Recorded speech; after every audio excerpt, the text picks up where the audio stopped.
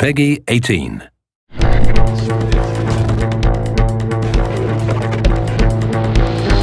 Frostbite's been in development since 2006, and there's always been a roadmap and a plan for Gen 4 and beyond. So I like to think of Frostbite as an evolutionary process, and Frostbite 3 is the next step in that evolution.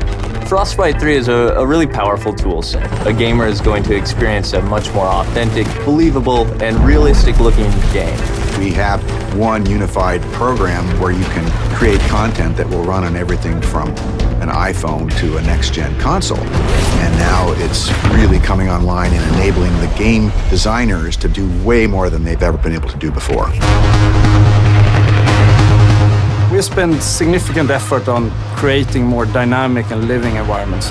Before, they would have to go to a lot of work to make a tree feel like it swayed in the wind. Now we give them the tools to create the tree, and we let the game engine control how the wind affects that tree. Frostbite allows everything to work together. The waves on the beach, the wind blowing the whitecaps, even the clouds overhead all move consistently with the forces of nature. You might see an explosion go off, you'll see the trees nearby shake from the explosion. It's sort of subtle, but it creates this sense of seamless reality. So the large world coupled with a lot of people running around interacting with you really pays off in Battlefield 4.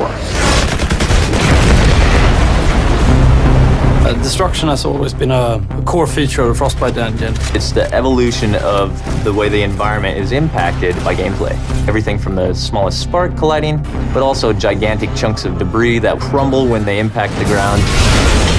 The guys on Battlefield 4 have been working on something called Levolution. Levolution is really about the concept how you can drastically change a multiplayer map into something different.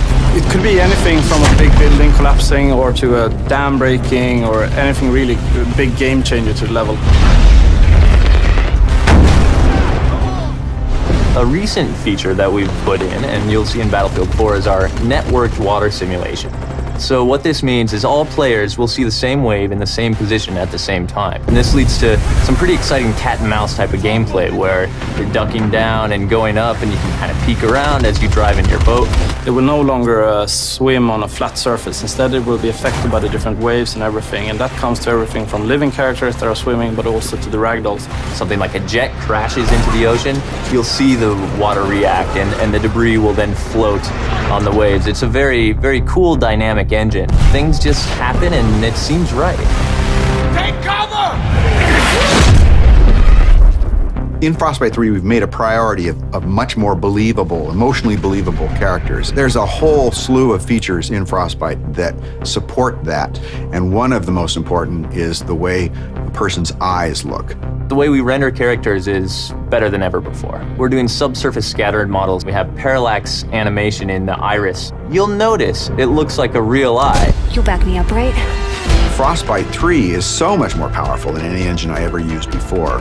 And it's not just the specific features and the framework, it's the fact that we're collaborating with other teams around the world.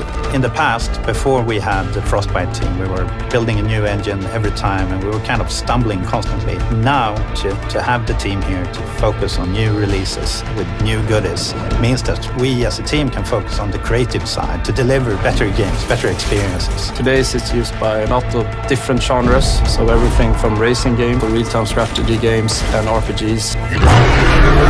So in Battlefield 4, when the building collapses, the dust starts expanding, the debris is falling, the sparks are flying, the boats are ramping off of waves, all of this is because of Frostbite 3.